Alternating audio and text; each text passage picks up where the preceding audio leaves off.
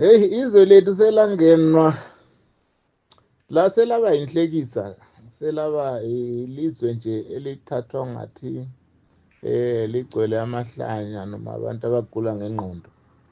Eqinisweni ukuthi ubaba uMnangagwa sekaphenduke ihlanya noma sekaphenduke umuntu ongenazwelo ovele ayaziwa ngokuthi unenhliziyo embi.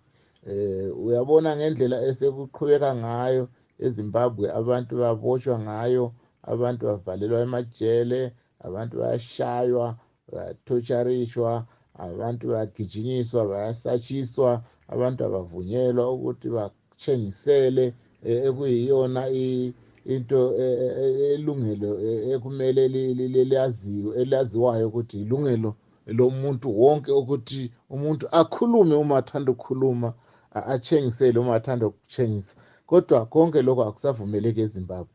Lokhu kusiphatha kabi thina, kakhulukazi thina abe-opposition, thina abenhlangano ezizimele, nabo kanye bonke abantu nje ezizalwane zaseZimbabwe, ama-citizen aphatheka kabi, azondile.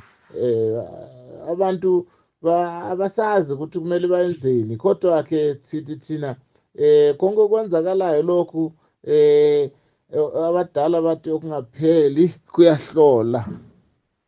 So okungapheliyo kuyahlola madoda, kuzophela, kusazoshuba eZimbabwe. Abantu they are being pushed beyond measure.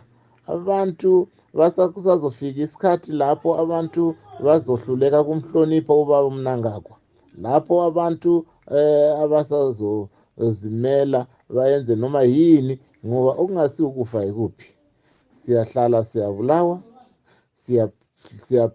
siyaphambili siyabulawa, siyamuva siyabulawa. Sokungcono sife siye phambili.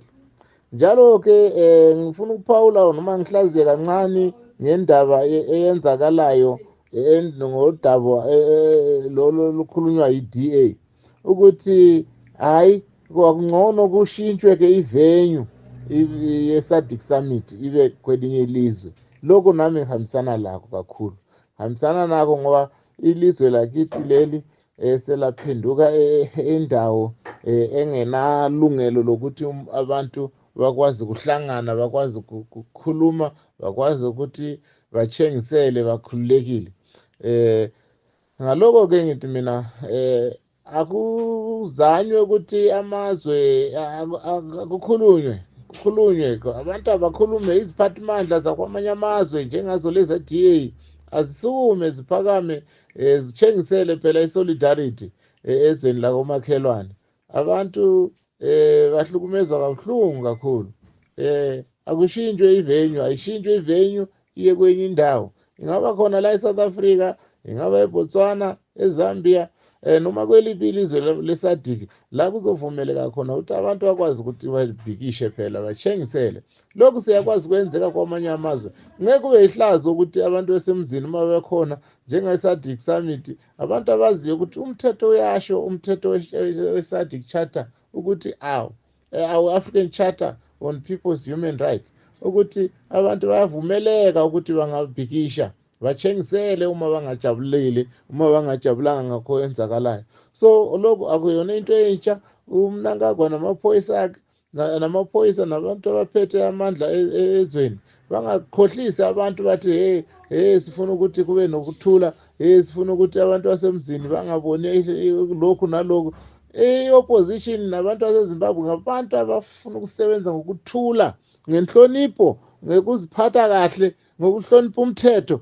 Bangabi lento ekhulunywa ubaba uMnangagwa ukuthi uhulumende wababa uMnangagwa namaphoyisa ukuthi hayi thina sifuni ukuthi kwenze sifuna ukuthi abantu bafuna ukuqala udlame. Ayikho yonke lento ukuthi bafuna ukuqhubula udlame.